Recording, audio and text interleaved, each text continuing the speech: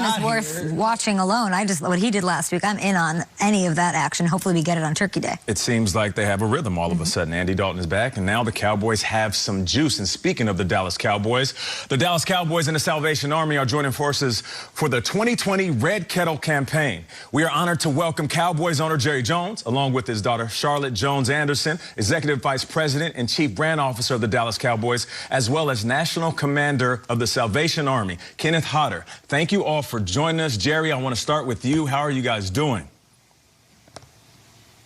Well, we are doing well.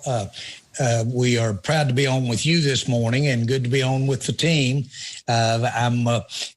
Took a break and got on here from watching you on our show. So we're excited about being involved, and we're excited about using Thanksgiving Day to basically say to our country, look at the Salvation Army and look at what they do to help people with no shoes or no Santa Claus or no shelter or no food.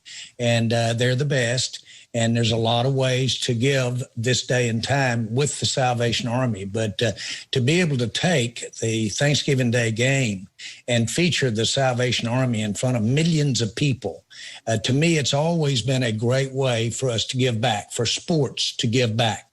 You've got all those people normally wouldn't be sitting there, many of them, talking about what the 3 million volunteers and what the Salvation Army means to a lot of people in this country. So it's a great way to use the best of the NFL. It's the best way. Charlotte, good morning. We're all thrilled to see you again. We're all thrilled that the Red Kettle has, of course, become such a symbol at Cowboys games during the holiday season. It's really become a symbol of our show, too. We do this every single year. We love doing it, but we have never had a year, Charlotte, like 2020. Why are the funds raised through that Red Kettle campaign so important, especially this year? Well, as you mentioned, this is our 24th year to celebrate the National Red Kettle campaign with the Salvation Army. And we have had a remarkable legacy of making an impact. This year is probably our most critical year we've ever faced. There are more people than ever before that are in need of help from the Salvation Army. As a matter of fact, those who used to give to the Salvation Army, unfortunately, are now recipients and asking for help from the Salvation Army.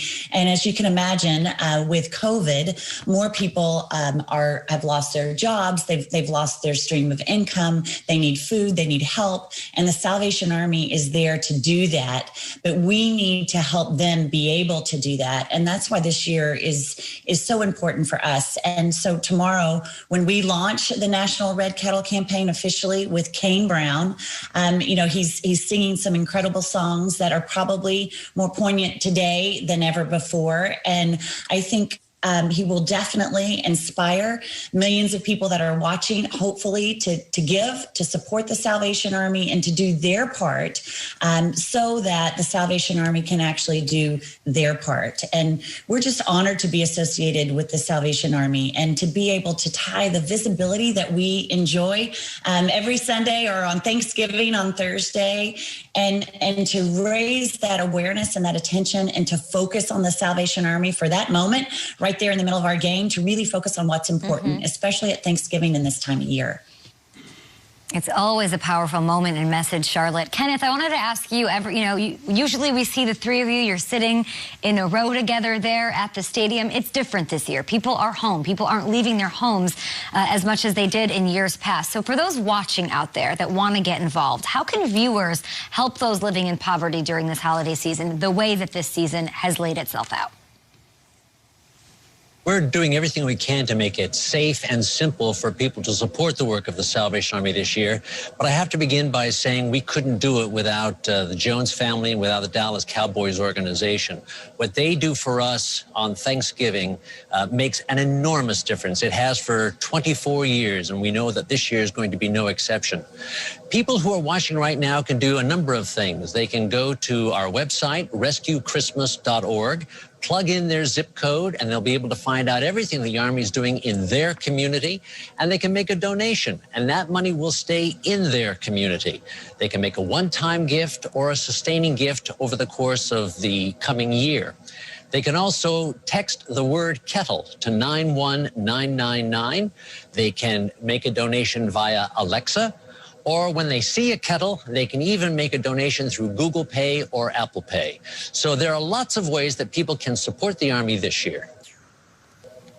RescueChristmas.org. There are lots of ways. Jerry, let me transition here. There are Americans all over the country flocking to supermarkets today. Turkeys, potatoes, cranberries. Cowboys fans are buying watermelons. This has become a sensation. Your head coach smashes a watermelon, or many watermelons, with a sledgehammer before the game. What do you make of this? And can we see this again going forward, maybe from you if there's a playoff run?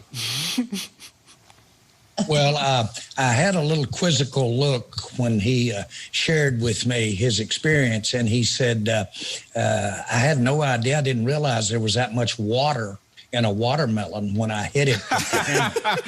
And I thought a second, and I said, well, maybe, Coach, that's why they call it a watermelon. And so we've had a lot of fun with this, but I would say this, our team was inspired. I don't know if it was watermelon that got them inspired, but our team was inspired. And so if it takes knocking the water out of watermelon before every ball game, I'll line up for volunteer duty.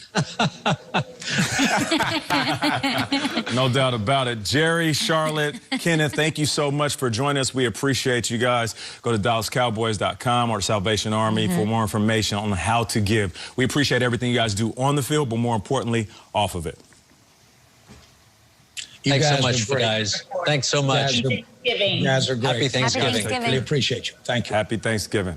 All right, let's bring in our guy, our own NFL insider, Ian Rappaport. Ian, what's going on? We haven't talked to you in a minute. You have some news for us.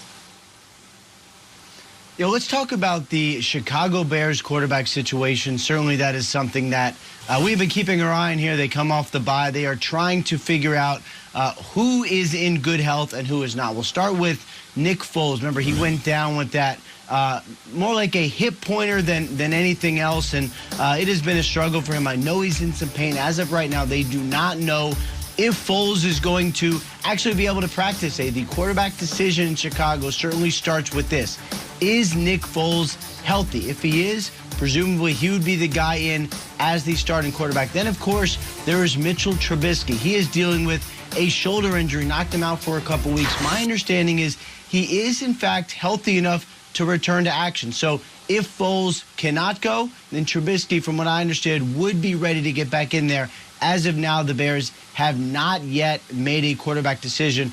Meanwhile, I should also mention another quarterback decision that just came really over the last couple minutes, according to